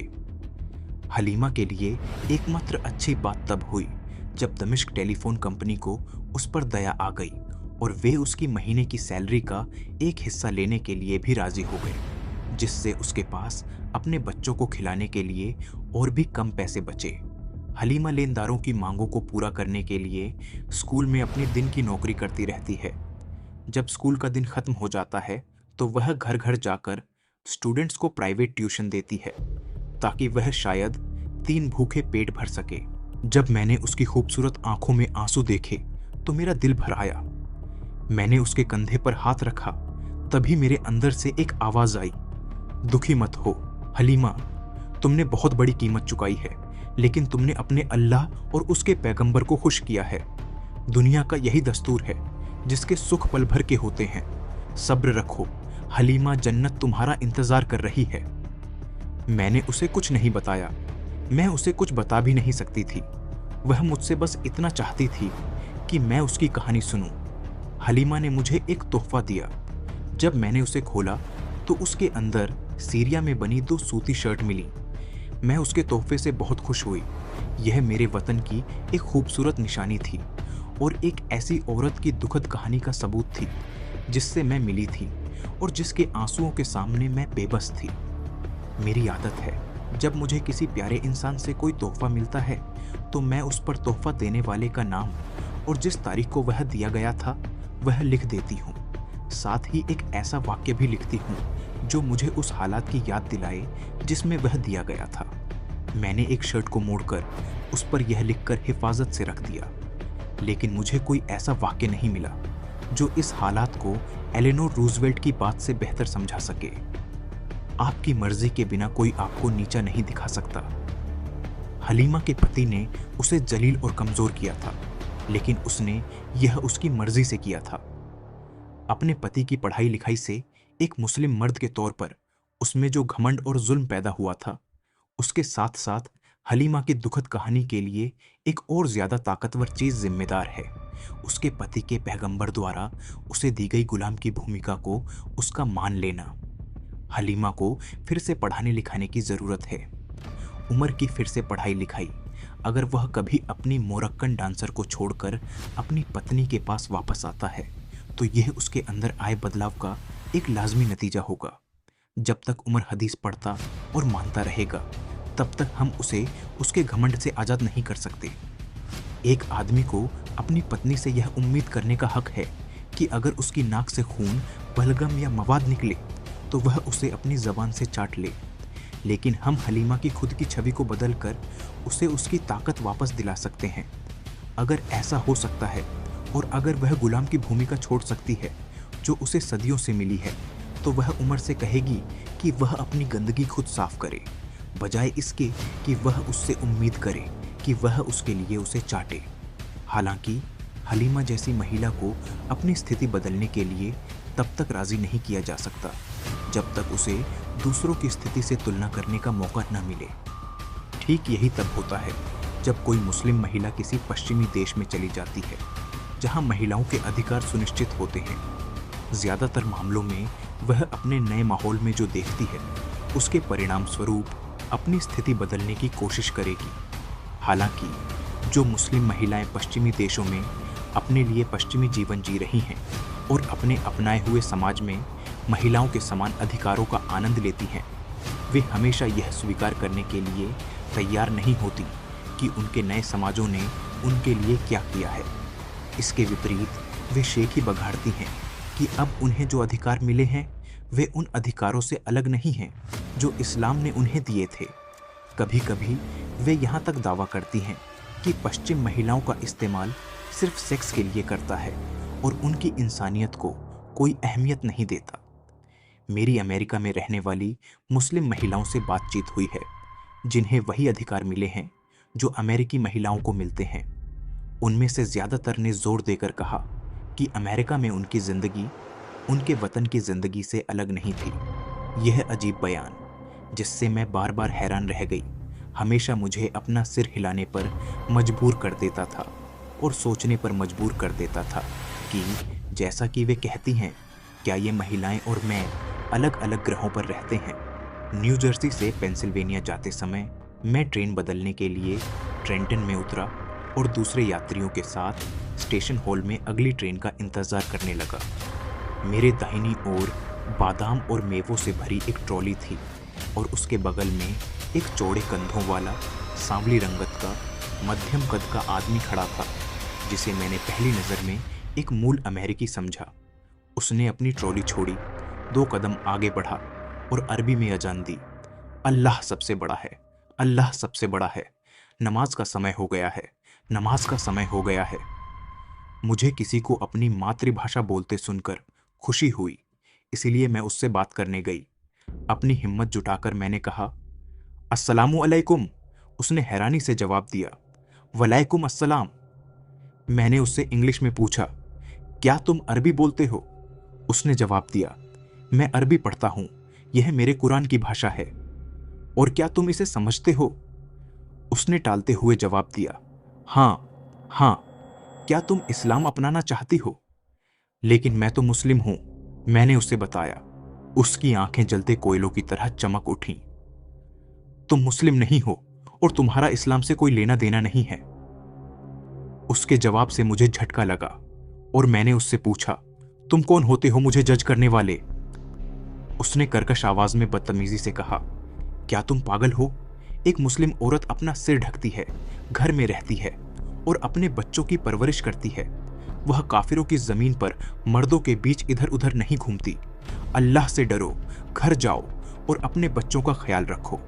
मैंने उसकी आंखों में देखा और उस पर चिल्लाई, हाँ मैं पागल हूं, क्योंकि मैंने एक धार्मिक कट्टरपंथी से कुछ अच्छा होने की उम्मीद की थी। बेवकूफ, अगर तुम्हारी औरतों ने तुम्हारे बच्चों की ठीक से परवरिश की होती तो पाकिस्तान इस्लाम का स्विट्जरलैंड होता और तुम पश्चिम के दरवाजे पर भिखारियों की तरह खत्म नहीं होते। फिर मैं उसे छोड़कर चली गई, अरबी में खुद से बड़बड़ाते हुए, वह भाषा जिसे वह पढ़ नहीं सकता था, समझ नहीं सकता था और बस तोते की तरह दोहराता था। मैंने कहा, यह तुम्हारी बेवकूफ़ी नहीं है जो मुझे परेशान करती है। मुझे अमेरिका पर तरस आता है जो तुम्हारे जैसे बेवकूफ़ों को उसे प्रदूषित करने देता है। मुझे पश्चिम में रहने वाले मुसलमानों पुरुषों या महिलाओं से कोई उम्मीद नहीं है। वे, सीधे शब्दों में कहें तो, पाखंडी हैं। वे दोनों दुनिया का सबसे अच्छा फायदा उठाने की कोशिश कर रहे हैं। वे लापरवाह पश्चिमी जीवन शैली का पूरा आनंद लेते हैं, जबकि साथ ही अपने घर पर रिश्तेदारों को यह दिखाते हैं कि वे इस्लाम की शिक्षाओं का पूरी श्रद्धा से पालन करते हैं और उन्हें पश्चिम में फैलाने और लागू करने की कोशिश करते हैं। 2003 में अपने देश छोड़ने के बाद सीरिया की अपनी पहली यात्रा पर मैं एक सीरियाई महिला से मिली जो अमेरिका में रह रही थी और जिसकी सीरिया यात्रा मेरे साथ ही हुई थी। हम एक सोशल गैदरिंग में मिले और एक दूसरे से जान पहचान होने से पहले मैंने उसे महिलाओं के एक ग्रुप से यह कहते सुना, यूएसए में कई विद्वानों और मनोवैज्ञानिकों ने पवित्र कुरान के पाठ से मूड डिसऑर्डर का इलाज करने का एक तरीका खोजा है। उस पर चारों ओर से सवालों की बौछार हो गई और उसने बिना किसी हिचकिचाहट के उन्हें बताना शुरू कर दिया कि अमेरिका में जीवन कैसा है, कैसे लोग अपनी आध्यात्मिकता खो चुके हैं और अब उनके लालच और भौतिक चीजों पर निर्भरता से शासित है, कैसे वे जीवन में एक अर्थ खोज रहे हैं और इसे इस्लाम की शिक्षाओं में खोजना शुरू कर दिया है। इस तरह के मुसलमान न केवल अमेरिका में बल्कि अपने मूल देशों में भी खतरा पैदा करते हैं। इस्लामी देशों के लोग एक भयानक मनोवैज्ञानिक संघर्ष का अनुभव कर रहे हैं। वे पश्चिम के बारे में जो देखते और सुनते हैं उससे चकाचौंध हैं और अपने देश में अपनी स्थिति से असंतुष्ट हैं। हालांकि उसी समय पश्चिमी देशों में रहने गए लोगों से सुनी बातों से प्रभावित होकर वे उलझन में हैं और अपनी संस्कृति जिसने उन्हें थका दिया है और पश्चिमी संस्कृति जिसकी निंदा वे मुसलमान करते हैं जो उसके झंडे के नीचे रहते हैं। जब मैं चर्चा में शामिल हुई और उससे अमेरिकी समाज में रहने के उसके फैसले के बारे में पूछा और क्यों वह और उसके 3 बच्चे अपने आध्यात्मिक समाज में वापस रहने नहीं आए, तो उसने मुझे नापसंदगी से देखा और मुझे संक्षेप में बताया कि हालांकि वह निकट भविष्य में लौटना चाहती थी, लेकिन उसके मातृभूमि की राजनीतिक और आर्थिक स्थिति उसे फिलहाल ऐसा करने से रोक रही थी। मैंने उसी समय बातचीत बंद कर दी क्योंकि मुझे यकीन हो गया था कि उसके साथ किसी तार्किक निष्कर्ष पर पहुंचना असंभव है। मैंने कई दृश्य देखे हैं और कई कहानियां सुनी हैं जो इस संघर्ष को दर्शाती हैं, जिनमें से सबसे मजेदार मुझे अभी भी कई साल पहले की याद है। राष्ट्रपति गद्दाफी ने फिलिस्तीनी और इजरायली सरकारों के बीच ओस्लो समझौते के विरोध में फिलिस्तीनी युवकों के एक समूह को लीबिया से निकाल दिया था। फिलिस्तीनी लीबिया और मिस्र की सीमा पर इकट्ठा थे और संयुक्त राष्ट्र से उन पर दया करने और उनकी समस्या हल करने का इंतजार कर रहे थे। जिस दृश्य को मुझे याद है उसमें फिलिस्तीनियों का एक समूह गद्दाफी के फैसले के खिलाफ अमेरिकी झंडा जलाकर विरोध कर रहा था। उनमें से एक ने जलते हुए झंडे को लहराया। उसकी टी शर्ट पर लोगो शिकागो बुल्स लिखा था। मुस्लिम देशों में महिलाएं पश्चिम में रहने वाली अपनी बहनों के पाखंड से अलग केवल यह देख सकती हैं कि पश्चिमी महिलाओं ने अपने अधिकारों और स्वतंत्रता का प्रयोग करके और वह शिक्षा प्राप्त करके क्या हासिल किया है जिसने उनके दिमाग को रोशन किया है।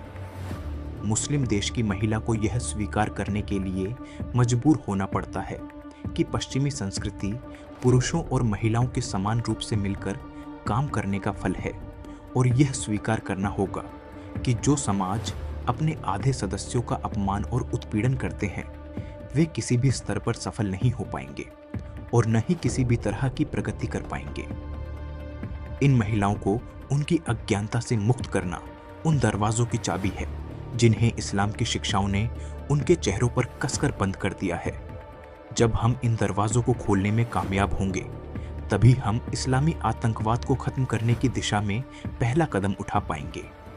जब मुस्लिम महिलाएं निर्णय और पसंद के बीच का अंतर समझ जाएंगी तो वे अपनी गुलामी का महिमा मंडन करने के बजाय अपनी स्वतंत्रता का सम्मान कर पाएंगी।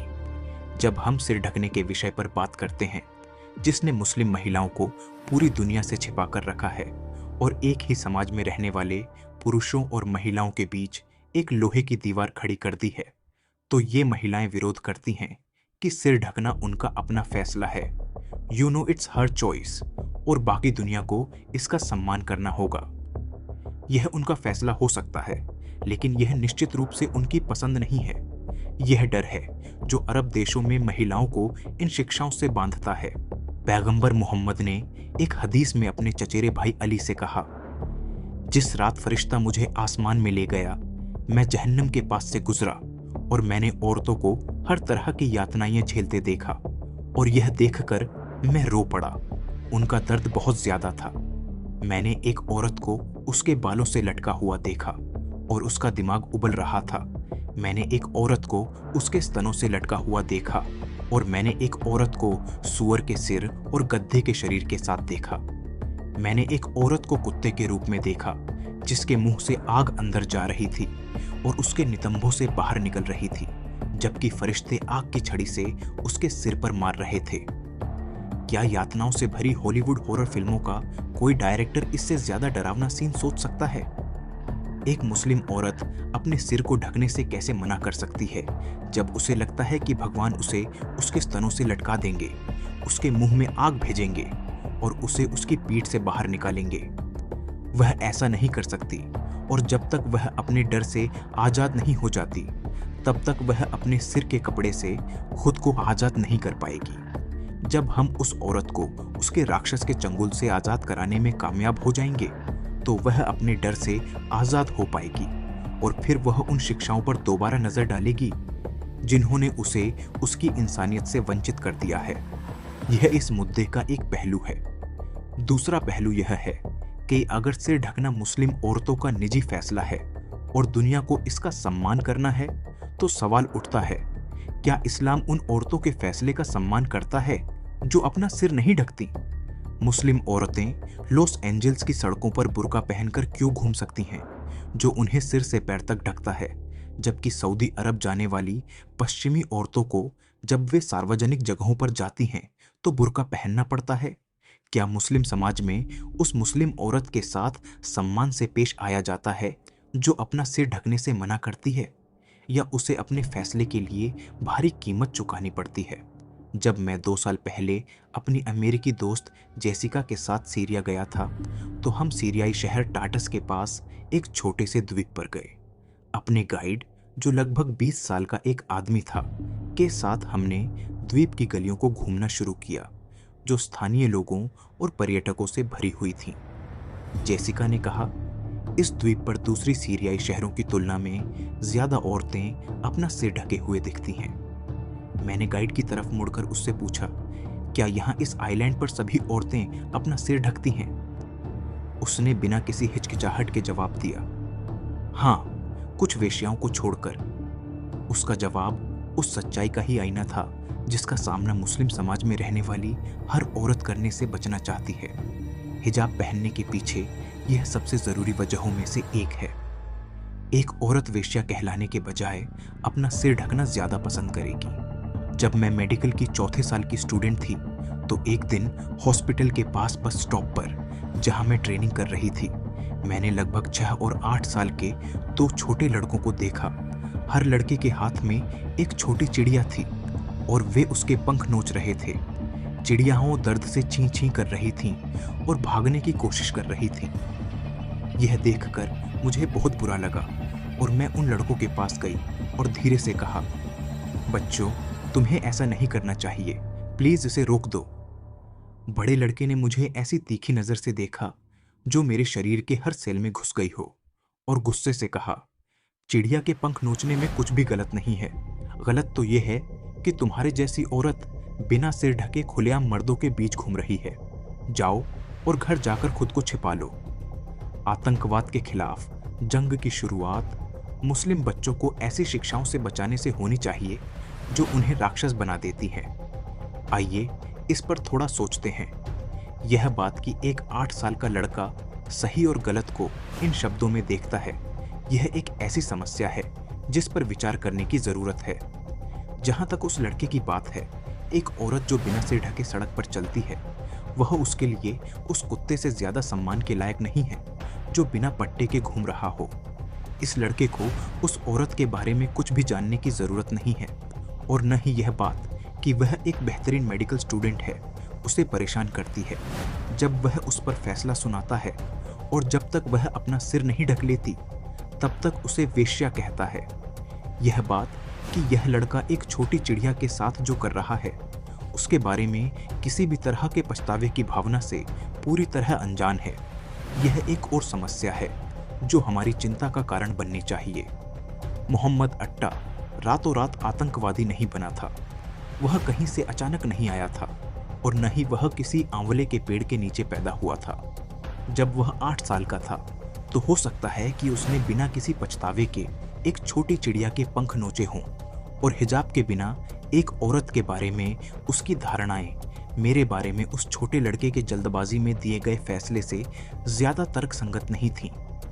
वह एक ऐसे समाज में पैदा हुआ था जिसके नैतिक मूल्यों, शिक्षाओं और संस्कृति को उसने अपनाया था। अपने शुरुआती सालों में उसने कुरान की वह आयत जरूर पढ़ी होगी जिसमें कहा गया है, जो लोग अल्लाह और उसके रसूल के खिलाफ जंग छेड़ते हैं और जमीन पर फसाद फैलाने के लिए पूरी ताकत लगाते हैं, उनकी सजा है मौत की सजा, या सूली पर चढ़ाना, या उल्टी तरफ से हाथ पैर काटना। 5:83 वह लड़का अपने भगवान को अपने अंदर बसा लेगा और एक दिन खुद वही भगवान बन जाएगा। दुर्भाग्य से युवाओं में यह कट्टरता फैल रही है। लगभग 2 साल पहले कैलिफोर्निया के ऑरेंज काउंटी के अनाहेम में मस्जिद में बच्चों के लिए कुरान याद करने की प्रतियोगिता हुई जिसमें जीतने वालों को इनाम दिए गए। मैं हैरान रह गई। अमेरिकी सरकार आतंकवाद से लड़ने के नाम पर इराक और अफगानिस्तान में अपने सैनिकों को खतरे में डालती है, फिर भी अमेरिका की सरकार और अमेरिकी लोग इस बात पर आंखें मूंद लेते हैं कि अमेरिकी बच्चे यहीं घर पर आतंकवाद सीख रहे हैं। सितंबर के आतंकवादी हमलों के कुछ हफ्ते बाद लॉस एंजल्स के एक इस्लामिक सेंटर ने Los Angeles United school district को पवित्र कुरान का अर्थ नाम की किताबों का एक सेट दिया। हालांकि स्थानीय यहूदी और मुस्लिम नेताओं के बीच एक ज़रूरी मीटिंग के बाद किताबों को स्कूलों से हटा लिया गया और इस्लामिक सेंटर को लौटा दिया गया, क्योंकि उनमें दी गई कुछ शिक्षाओं से दूसरे धर्मों के सदस्यों की भावनाएं आहत हुई थीं। लॉस एंजल्स टाइम्स ने 12 फरवरी 2002 को नया संस्करण हटाई गई कुरान की जगह लेगा। शीर्षक वाले एक लेख में यह कहानी छापी। लेख में बताया गया है कि उमर इब्न अल खत्ताब फाउंडेशन के प्रमुख मिस्टर दाफिर दखिल ने टाइम्स को एक ईमेल भेजा जिसमें उन्होंने लिखा, हमारे उपहार का मकसद ऐसे समय में इस्लाम और मुसलमानों के बारे में बेहतर समझ को बढ़ावा देना था, जब इस्लाम और मुसलमानों के बारे में गलत फहमियाँ और दिलचस्पी चरम पर हैं, और शिक्षकों और छात्रों को बाइबिल और अन्य धर्मों के ग्रंथों के साथ कुरान का उपयोग करने का अवसर प्रदान करना था। मिस्टर दखिल ने पहले ही इस तरह माफ़ी मांगी थी। हमारा मतलब दूसरे धर्मों के सदस्यों की भावनाओं को ठेस पहुंचाना या उन्हें असहज करना नहीं था। मुस्लिम पब्लिक अफेयर्स काउंसिल के प्रवक्ता सलाम अल मरायती ने समझाया, सद्भावना और लोगों की चिंताओं के प्रति संवेदनशील होने के हित में हमने सहमति व्यक्त की कि किताबों का इस्तेमाल नहीं किया जाना चाहिए। लॉस एंजल्स टाइम्स के लेख के अनुसार श्री अल मरायती और मीटिंग में मौजूद अन्य मुसलमानों ने जितनी जल्दी हो सके कुरान का दूसरा संस्करण खोजने के लिए स्कूल अधिकारियों के साथ काम करने पर सहमति व्यक्त की। तब भी और अब भी मेरे मन में जो हुआ उसके बारे में कई सवाल हैं। वे कुरान के किस दूसरे संस्करण की बात कर रहे हैं? मिस्टर अल मरायती अपने नए वर्षन में कुरान की आयत की हमारे लिए क्या व्याख्या करेंगे? क्या वह हमारे बच्चों को बताएंगे कि यह आयत अब आज के समय में लागू नहीं होती? तब से मैंने खबरों पर करीब से नजर रखी है, लेकिन मैंने कभी नहीं सुना कि मिस्टर अल मरायती कोई अलग वर्षन लेकर आए हों, और न ही मुझे पता है कि जब उन्होंने जितनी जल्दी हो सके कहा तो उनका मतलब कितना समय था। लेख में कहा गया है कि मीटिंग बंद दरवाजों के पीछे हुई। बहस सार्वजनिक रूप से क्यों नहीं हुई? क्या मिस्टर अल मरायती ने यहाँ और मुस्लिम देशों में सभी मुसलमानों को उन असली कारणों के बारे में बताया है कि किताब का वह वर्षन लॉस एंजल्स के स्कूलों से क्यों हटाया गया, और क्या उन्होंने इसे दुनिया भर के स्कूलों से हटवाने की कोशिश की है? जो लॉस एंजल्स में नैतिक रूप से अस्वीकार्य है, वह दूसरी जगहों पर भी नैतिक रूप से अस्वीकार्य होना चाहिए, यहाँ तक कि पूरे मध्य पूर्व में भी, क्योंकि नैतिकता समय या जगह के साथ नहीं बदलती। मिस्टर अलमराइती ने लॉस एंजल्स के स्कूलों से किताब क्यों हटाई, जबकि दूसरों को इसे एनाहेम की मस्जिद से जुड़े इस्लामिक स्कूल में इसे याद करने में माहिर मुस्लिम बच्चों को इनाम के तौर पर बांटने की इजाज़त दी। दुर्भाग्य से यह एकमात्र घटना नहीं है जिसमें एक मुसलमान अंग्रेजी बोलने वाले दर्शकों से कुछ और कहता है और अरबी बोलने वालों से बिल्कुल कुछ और। 11 सितंबर के हमले के बाद एक स्टडी इवेंट आयोजित किया गया था जिसमें मुख्य और एकमात्र वक्ता मुस्लिम समुदाय का एक पब्लिक स्पीकर था।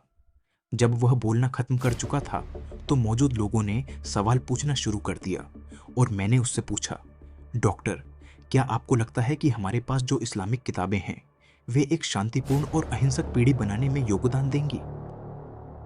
स्पीकर को अच्छी तरह पता था कि मैं कौन था और मेरे योगदान क्या थे, इसलिए उसने जवाब दिया, बिल्कुल नहीं, जिसका मतलब था कि इस्लामिक किताबों में बदलाव करने या उन्हें और ध्यान से देखने की ज़रूरत है।